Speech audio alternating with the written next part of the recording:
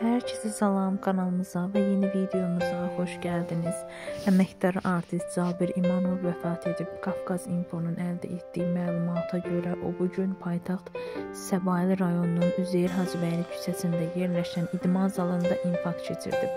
Hadisə yerinə təcili tibbi yardım briqadası çağırılsa da 49 yaşlı aktyor vəfat edib.